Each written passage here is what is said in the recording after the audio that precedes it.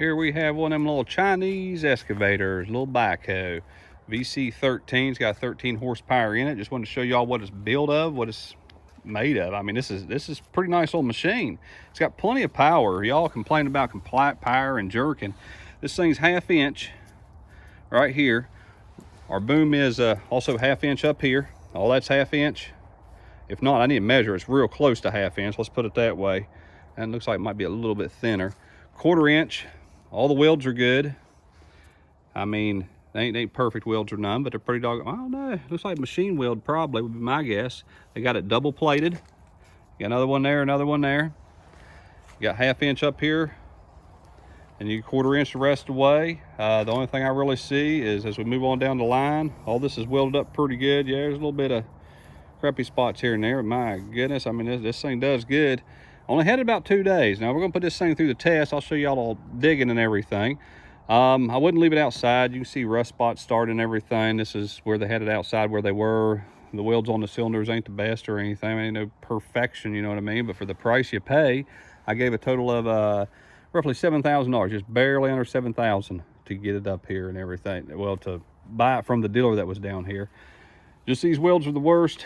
This one for some reason is not welded on the inside. I didn't notice that, but that's okay, no problem. If it breaks off, I'll just weld it back up.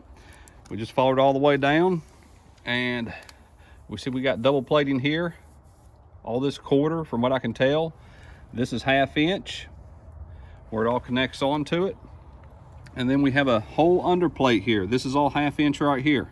That plate goes all the way from one end to the other of the excavator. This is about 1/8 inch, and we got 1/2 inch on the blade on the front. Looks like a little under a 1/2 inch right here. So some of it's 1/2 inch, some of it looks like it's whatever the heck that is. But I mean, it's built. I'll give it that. Looks like 1/4 inch here and there. It ain't quite 1/4 inch right here on this. So we got another 1/2 inch plate right here. And this, I have no idea what it is because it's all boxed in. Got another brace going across right there. I don't like how the hoses are right here. You can break them off or whatever, break your ram. Might build a plate to put on there later, who knows. I might just watch what I'm doing and just not tear it up, you know what I mean? The tracks, they pretty thick tread on those little things. I mean, they grab it. I ain't had it slide anywhere or anything, but it ain't really muddy, and I ain't planning on sticking in a pile of mud. The floor right here looks like it's in between an 1/8 inch and a 1/4 inch, somewhere around there. This is close to a 1/4 inch right here. And then this plate's like about 1/8 of an inch, something around there.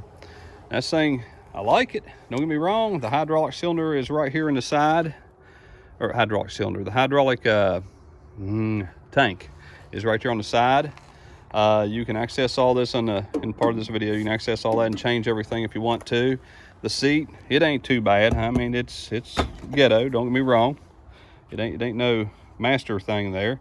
You got a power shutoff right here. Just switch it.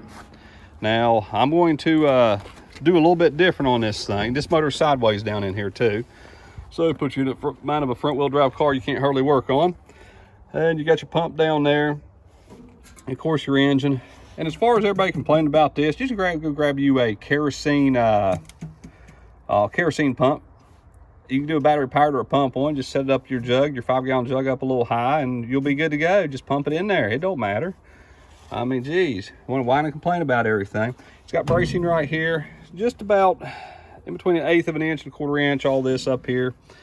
It does mount here. I wouldn't count on this roll cage. Right, mounting right here ain't gonna hold up very good. But what I'm gonna do, there's bolts down there. There's 3 bolts. I'm pointing at that one. There's 3 on each side.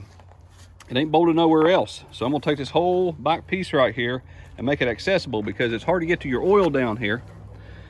As you can see, there it is with my dirty fingernails down in there. So we're gonna swing this whole back out. So we're gonna put hinges on one side and some kind of a latch system over here. Might just do a bolt back or something. I mean, make it real easy. It ain't really supporting nothing. It's just a shield. This just about 1/4 inch steel is supported by these braces going across. So we're gonna find out, but I don't think it's gonna cause any problem. If you roll it over, of course, you're gonna bend stuff. So that's just gonna happen.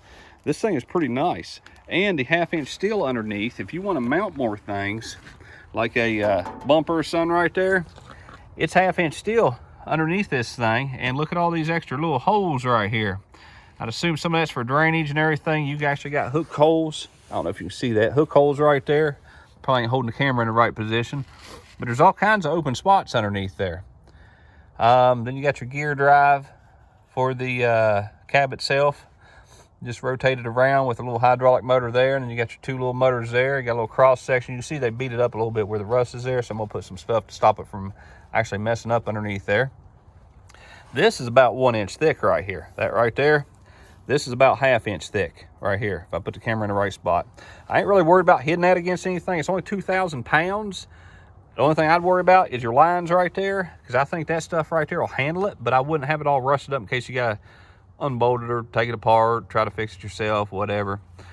Just be careful with the machine. You'll be all right. Ain't like you're going to... Now, if you rent it out or something, you might get shafted. You might have to work on the thing. But other than that, you check out the other videos on this. I can actually run a track hoe halfway decent, so you can see how well this thing actually works.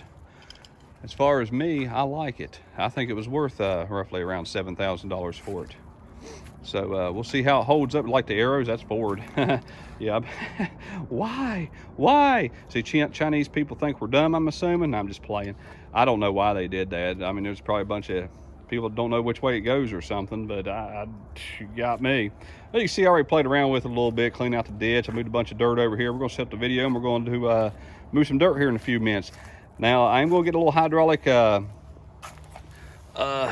for this and plumb this. It's already pre-plumbed for the thing right here, hose on each side. So I had the bolt. You just take this bolt up here and move it down, but I have it, and it'll get in my way of digging. So right now I'm digging, and later on I'll take it down, slide it down, see how it actually picks up stuff, which it should do pretty good. I pick it up with the bucket pretty good, so I ain't too worried about it. But that is it. Y'all enjoy, have a good day. We'll see you on the next one.